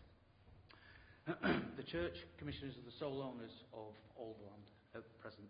In terms of progress to date, the site, which previously mentioned, was allocated in February 19 for mixed-use development. I'll go on to talk about some additional things within the scheme, including the school and the local hub in a moment. The local plan process, during this last 12 months or so, the team has been working very hard with the local authority and different teams within the local authority. So those include landscape, highways and planning departments. It is intended, in terms of timescales, that we will bring forward an outline planning application in autumn this year. Broadly speaking, which I'll go into in a moment, the indicative master plan includes over 1,500 homes and 35 hectares of employment. Next slide, please. Thank you. I hope everybody's familiar with the North Kirklees growth zone, but just to reiterate that the site is one of two major housing development projects within the proposal, the other one being the Dewsbury Riverside proposal, which is bottom left of this development here. That one, the proposal is circa 4,000 homes. The Chiswell site is circa 1,500, slightly more, 1,535. And then there's a Southall Village proposal, which isn't clear on that diagram. I hope it is on the one in front of you, which is circa 500. So that's a total of around 6,000 homes. Part of the North Kirklees growth zone includes a delivery of 35 hectares of employment or business park at Chiswell, with the commenced delivery of strategic road improvement schemes along the A653 and the A644. So I won't go through each of these in turn, but next slide, please, Victor, if you may. Yeah. Hence the reason for the handouts. But the site's 121 hectares allocated mixed use. In terms of some of the site considerations, and these are the key considerations that we have worked with for the design. Location is identified in Leeds City Region Strategic Economic Plan and the Kirklees Economic Strategy. There is a proposal for a new two-form primary school. There is a provision for multiple access points, which we'll talk about in a moment. Residential amenity needs to be safeguarded. Additional mitigation of wider highway network is required. The creation of a new local centre. A buffer between the two woods, so that buffer is 15 metres that we've allowed for on plan at this current time. And indeed a master plan will be required. So, broadly speaking, in terms of the statements and the purpose, the intention of the design, we're facilitating economic and social growth in line with the Kirklees local plan by creating 35 hectares of employment land and approximately 1,500 homes, slightly over, whilst preserving historic woodland and enhancing pedestrian access routes. So, the next slide, please. Sorry, next one. Yep. One more. So you'll see that in terms of the site, largely grassed agricultural areas divided by a number of public rights of way, with the site is flanked by a number of residential cul-de-sac types of properties, and indeed those properties flanking Leeds Road itself. Next slide. So we've put together an opportunities and constraints diagram which largely identifies those parameters and constraints on site. And those are largely built up of existing watercourses, topography, which is key because it's not a flat site. There is a central ridge and valley that cuts from west across to east. There are power lines that cut across Leeds Road, just at the difficult to identify on the plan, but the purple area that cuts across, thank you Victor, at that point.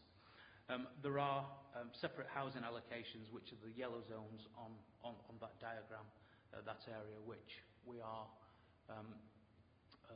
trying to get as much information of as possible so that those can inform the exact detailed design a bit further down the line. The master plan has respected a number of things such as public rights of way, existing woodland, green corridors, electric routes, so that actually starts to form a plan itself. Next slide, please. I'll go through these ones fairly quickly. So we've got dedicated cycle routes in and around the whole of the master plan. Safe cycle storage will be provided across the whole of the sites. Next one, please. Thank you. Existing public rights of way are maintained. There are some very, very minor diversions, but all existing public rights of way we are looking at maintaining. New pedestrian routes along green and blue corridors and open green spaces. Incidentally, the open green spaces we are providing on site are in the region of 15 hectares. That includes informal, formal play, as in play spaces and parks, trees, multi-use games areas, etc. Next slide, please. So we've worked very hard to retain and respect the existing green corridors from Haybeck and the two woodlands to the east. I mentioned previously we've provided a 15-metre buffer around those, so you'll see that the plan that we get to at the end is actually a layering process as such, working with the local authority, particularly with the landscape team in response to the formal pre-apps that went in a number of months ago, so that we are effectively carving out the plots in between those sensitive spaces. And next slide. Yeah, so primary access onto the site will be from Leeds Road, Owl Lane, Chidswell Lane and Haybeck Lane. And we've got independent accesses for employment and the residential zones. So the two accesses that you see off Leeds Road, which are the primary vehicular access, so those will be signal junctions. We do have Pell Frishman in the room who may be able to answer any detailed highways questions after this. But essentially the northern one is the access to the primary employment uses, so HGVs and such like. And there will be restrictions on the southern one off Leeds Road for cars distributor roads to the school, hub and residential areas. So just moving on one from here. Yeah, so the final, I say final, illustrative master plan that we've got to at the moment, we have taken all of those different things on board to formulate this emerging master plan, and we've identified a number of different zones within this that we've named the ridge, the pasture, the hilltop, the lowlands, which really respect the topography, but the idea is we are defining character areas. We met with the Yorkshire and Humber Design Review Panel at the back end of February this year. It was a very positive session. We took on board some feedback from that, which we are in the process now of working up parameter plans and character areas that will all go into supporting information for a forthcoming outline planning application. Okay, I think that's probably all I will say at this moment, and if there are any questions.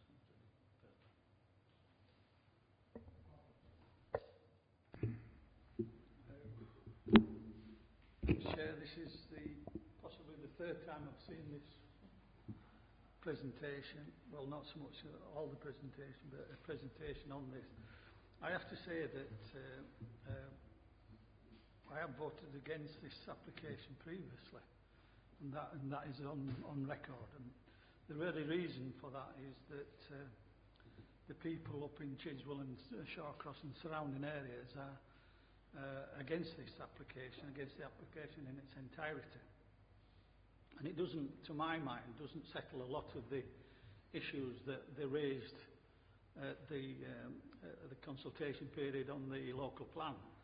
And I think, you know, you're never going to change these people around, and I'm certainly here to speak on their behalf, that is for sure, but obviously a decision was made and we've got to stick with that decision.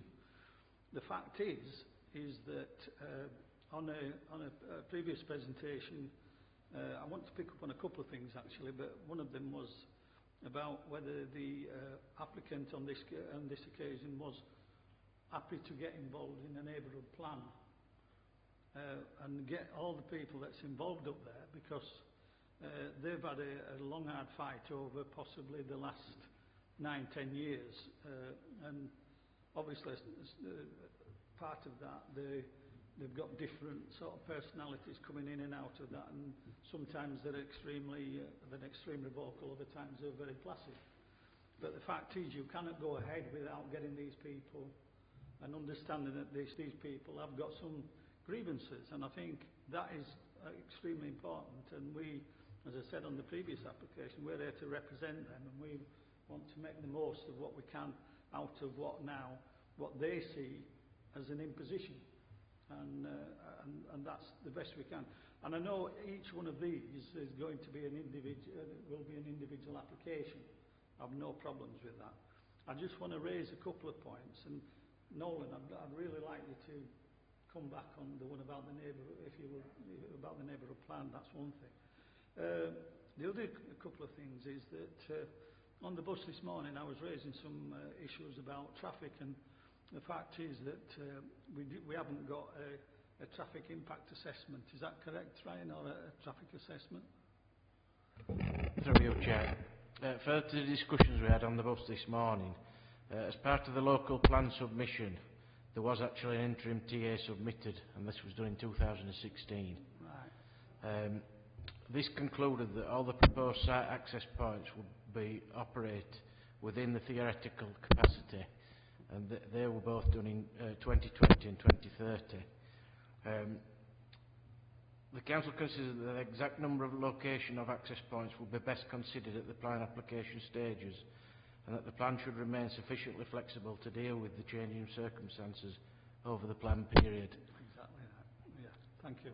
I just really want to come back on that, and that is, obviously things have changed. Things are changing pretty dramatically up there. I was made aware of an application that was being refused because of the impact on the traffic network. So obviously these, whether it was done in 2016 or not, it needs bringing up to date, and I think that's important. The one thing that I have got some real doubts about here and that is about the roundabouts, or the lack of roundabouts on Leeds Road. Roundabouts in themselves actually slow cars down, slow vehicular movements down.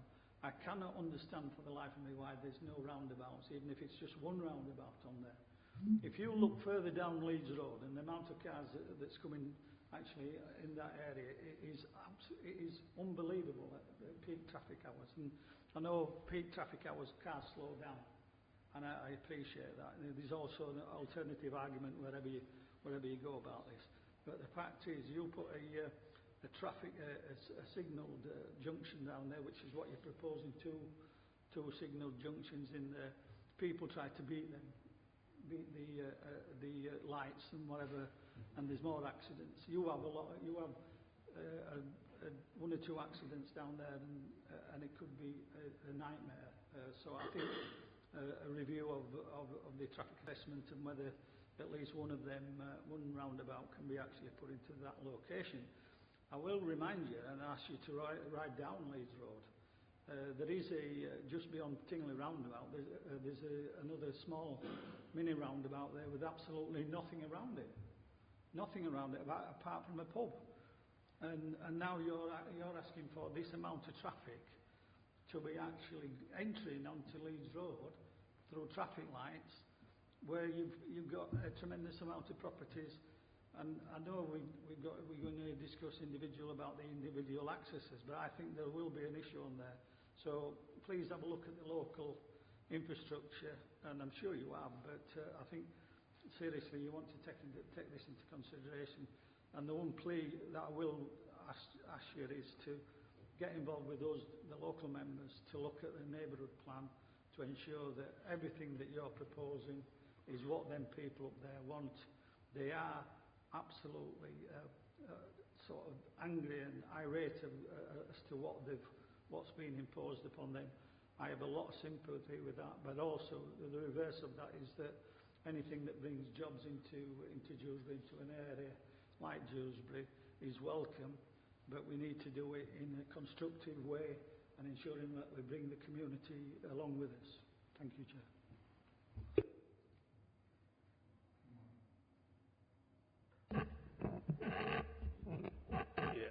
Chair, I asked the question to officer on the coach this morning, but I know this is only outline application so far, which we are considering. When I actually come into the detailed application, will the application be the only full application, the whole one application, or it comes in two parts? I'm not sure. And another thing, because this site is for employment area and the residential, will it will be some buffer zone between the employment units and the residential property, or it will be landscape, or will be screened by the trees or whatever? Thank you.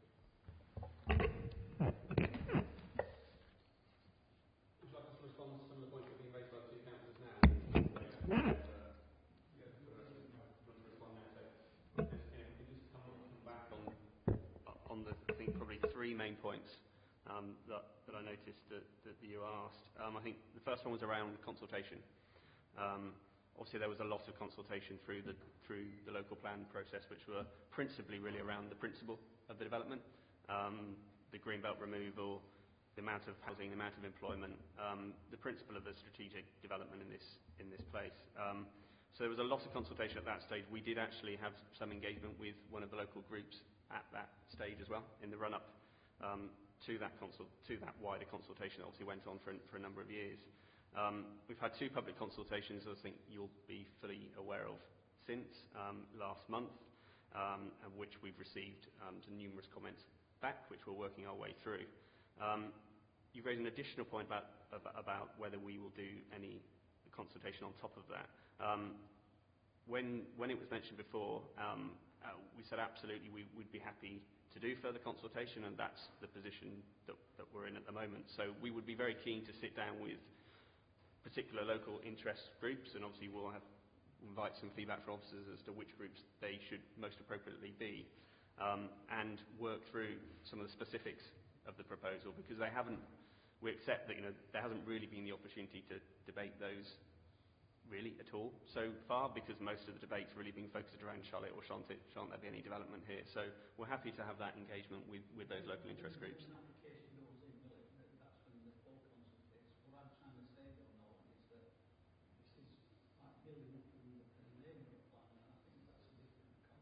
Yeah, we're certainly happy to sit down before the planning application goes in and have further consultation with those local interest groups. Absolutely, I'm happy to do that. As I say, we'll take officers' views in terms of which groups and members' views, which groups they should be. So yeah, we're happy to have some further consultations with those groups before we submit an application. I think a second point was then just around the transport situation, the transport assessment.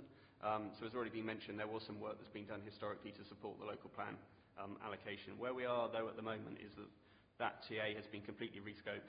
So we've been working with officers of the council here, who've also been liaising with Wakefield and Leeds councils around what the scope of that assessment should be. so which junctions should be included, looking at trip generation, balance of uses and so on, all the detail that goes into that transport assessment. So that work's been ongoing for a while and has very recently concluded. We've also been in touch with and had a meeting with Highways England, had exactly the same discussion with them around how they'd like to do the assessment, how we collect further data about trips on the network as well. So just to reassure you that's been fully rescoped, will be fully redone to be brought up to date. And that will, of course, take into account any changes in circumstances over the last couple of years. It will take into account any committed development as well, of which there are a number that need to form part of that scheme. So yeah, that will be done over the next couple of months, and that work's now started. Your question in relation to signal-controlled junctions versus roundabouts gets into a more technical area. With permission, Chair, could I bring down Pale Frishman Stephen Evans, that perhaps would be better qualified than I am to answer that question? I can give you a view, but I think it's probably better to have his vision.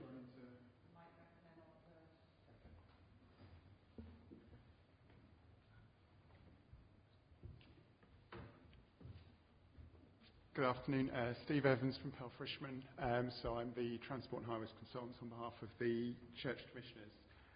Picking up on the point that's been raised about roundabout access on Leeds Road, it is something that we've looked into and we have explored in detail. There are a number of factors which have determined the type of site access junction that we're currently working with, and one of those is levels. As I'm sure many of you will be aware, on this section of Leeds Road, the ground levels effectively drop away fairly significantly as you go from Leeds Road into the site, and Leeds Road itself is a dual carriageway formation, and in fact one side is reasonably significantly higher than the other. To put a roundabout in is therefore not considered feasible at this location, because the size of the roundabout that would be required to meet current Department for Transport design standards, for example, and to accommodate the types of traffic flow that you get along there, would mean that the size of roundabout would be prohibitively large for this location, and that there isn't sufficient sort of level ground that could be accommodated on.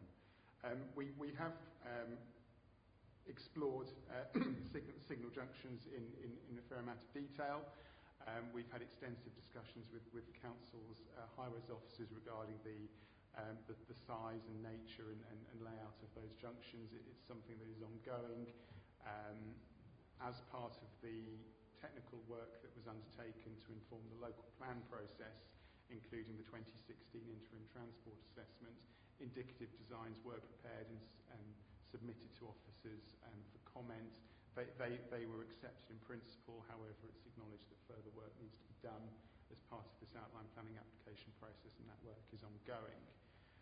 One of the points that was raised was effectively if you have a series of signal control junctions in a row, and the concern over traffic effectively wanting to beat the lights.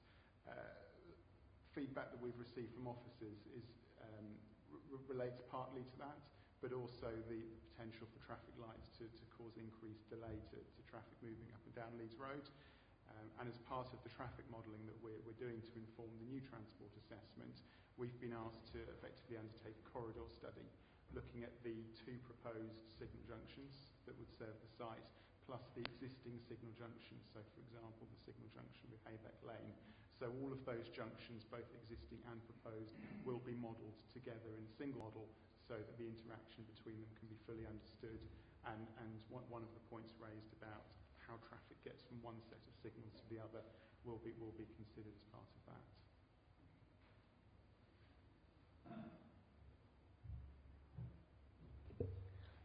Thank you for the explanation with regards to the traffic. I also sort of have a concern with regards to the access. And if I'm honest, I don't fully accept your explanation for not using a roundabout. With any sort of form of road development where there's a will, there's a way. When you're building over 1,500 houses, I'm sure in terms of deciding whether or not it's feasible or not, I'm sure in terms of the scale of development, you can find a way.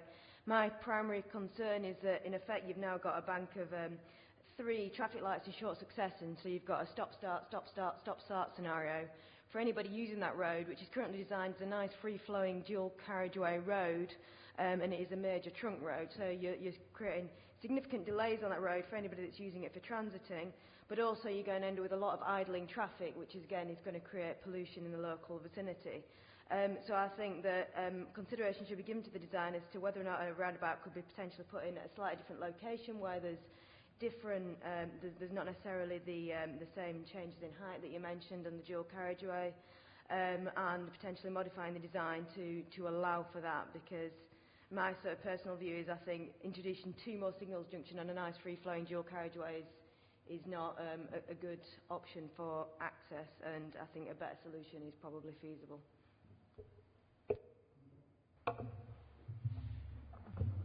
Thank you, Chair. Yes, thank you for your presentation. It is actually very clear what your intentions are, but I would just like to concentrate on the industrial element of this.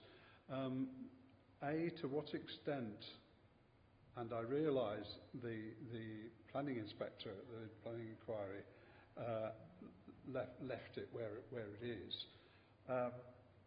What evidence is there to show that there will be take-up of these sites? Because there's nothing worse than designating industrial land and then you start developing it and nobody comes. That's one thing that I get nervous about whenever these sorts of things are proposed, but it may be completely unjustified, and I'm sure you may be able to reassure me about that. The other thing I want to talk about is public transport. My colleagues here will know that I do go on about this sometimes, but Leeds Road is a relatively high intensity a bus corridor, and could be made even more intensive with higher frequencies. I mean, we are talking about a development of 1,500 houses here, as well as an industrial development, and the government keeps going on about modal shift and without necessarily giving people either incentives, monetary or otherwise, to effect that, which is really quite unfortunate. More or less the only thing we've got here is to give people metro cards, which may or may not be used. But the other thing that has been done on some new estates is actually to put a new bus service actually going into the estate or the development. I just think you should look at those sorts of things. They may or may not work, but I rather suspect that in the future the role of public transport will become much greater. If only because the level of traffic congestion with private cars will increase, whether they're electric or not. If there's a lot of them on the road, they're causing congestion.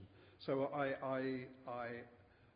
think it's absolutely vital with a development of this size that those kinds of modal shifts should be looked at and should be given a great deal of importance in ensuring that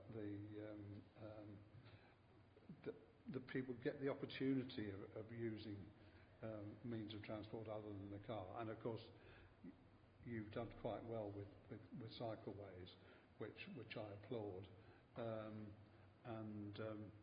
I don't know whether there are any dedicated cycle paths on Leeds Road, but that I don't know whether it's wide enough. But that's perhaps another thing to look at. Of course, you will have to some extent talk to Leeds about that, because where people might want to go will include going across the Leeds boundary. Thank you. Well, I've got to say this morning on that little trip out, we had to look at this site. I was amazed really, because it was the first time I really knew too much about this Chidswell site.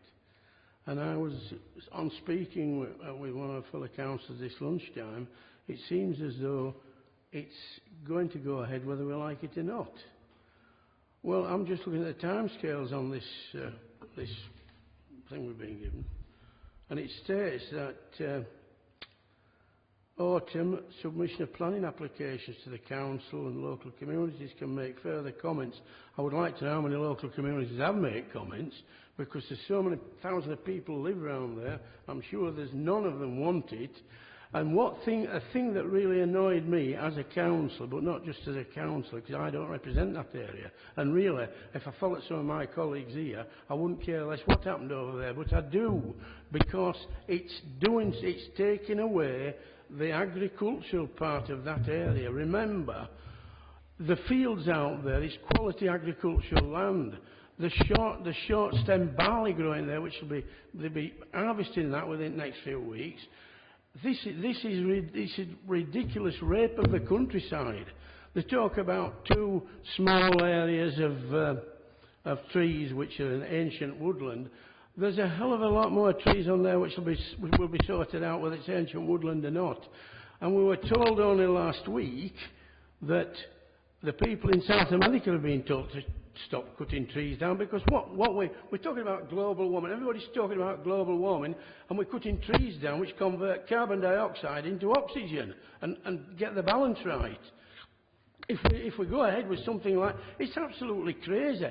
That farming land is top quality agricultural land, and I come from a long line of farmers. I don't like to see agricultural land go under concrete. It were never intended to do, and it were never intended for 1,500 houses to be built in one area at the time, with no accounting of traffic conditions or anything like that. As far as I can see, and they're not going to like this, it's the church commissioners once more after the 30 pieces of silver. Thank you. Thank you, Chair. One of the things I'm very pleased to see in this is the provision of the primary school, which I've just been doing a few calculations, and it seems to me that would probably easily fill the needs of any potential families living there in the future and others.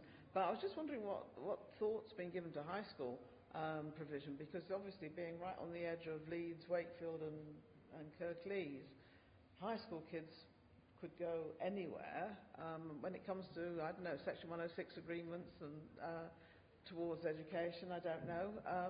What thought's been given into the planning of high school places? Happy to come back on that, maybe combine response between ourselves and the council. In terms of secondary provision, I think it probably notes it in one of the policies in the adopted plan. I think there's probably reference to it as well, actually, in the policy that relates to this particular allocation, that there is a potential need for further secondary provision in the broad area in the future. Whilst I don't think a specific site has been identified for that, whether that's a new site, whether that's an extension to an existing school, there's of course the opportunity for the council to come back and seek financial contributions in the normal way, secured through a Section 106 agreement. So that's part of a discussion that would need to take place with the council as the application progresses through. But we're certainly aware of, obviously, the issue in terms of primary school provision, but also in terms of the potential need to support secondary provision as well, yes. Shall I come back on some of the other questions that have been raised? I'll try to. In terms of employment development and the concern that was raised just around whether there would be sufficient market for employment use of the scale that's being proposed in this location. I think that probably goes to the heart really of the local plan rather than necessarily this application. So obviously it set out a strategy for the next 15 or so years about where should the key employment development in the district go, and obviously this site was identified as one of the key strategic sites, and principally the reason for that was its proximity to the M1 and the M62, and the economic employment benefits that would be derived from that. And the background to that, of course, is the level of out-commuting that's going into Leeds and elsewhere from residents living within Kirklees, and the traffic impact, of course, that then has as well. And to take advantage of that strategic location of which this site provides in order to meet some of that need.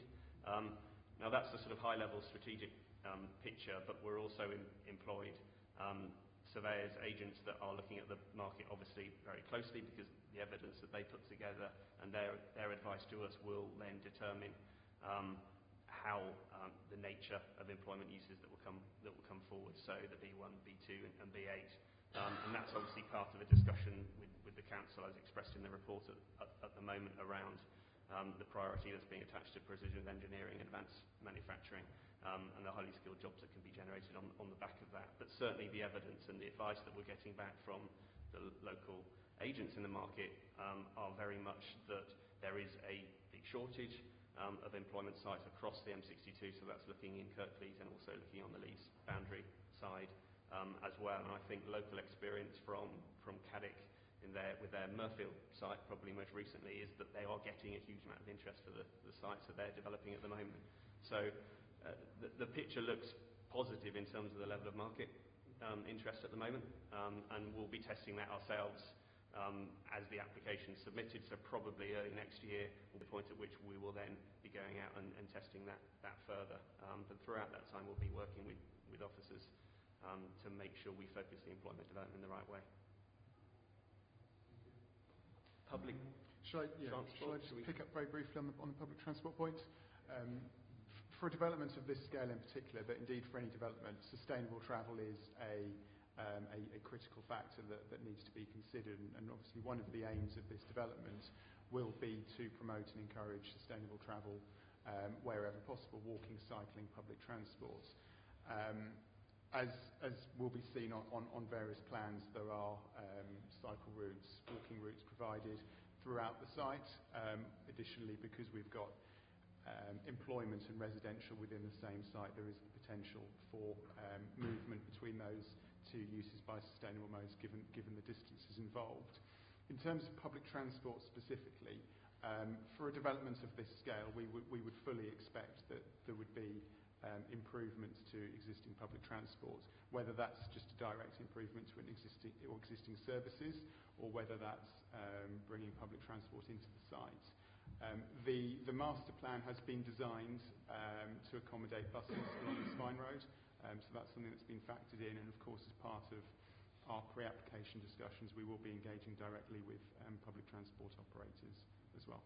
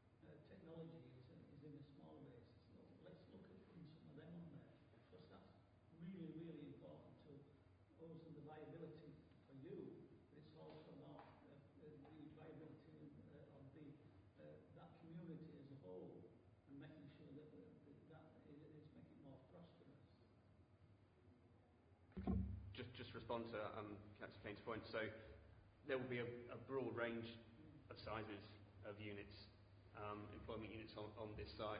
I think there are various kind of topographical challenges. We've got waterways running through, etc. So we aren't looking at the big distribution facilities here. That's not where this is focused at all. So there will be a variety of units that will come forward. So we're not focusing on the big companies, no. If there's interest from, which I'm sure there will be, from smaller businesses looking to expand or looking to start their lives as businesses in this location, there will be opportunities for them. So we will make sure that there is a variety of different unit sizes here. So perhaps my example is slightly misleading because we're looking at a different market than what we're proposing in this location.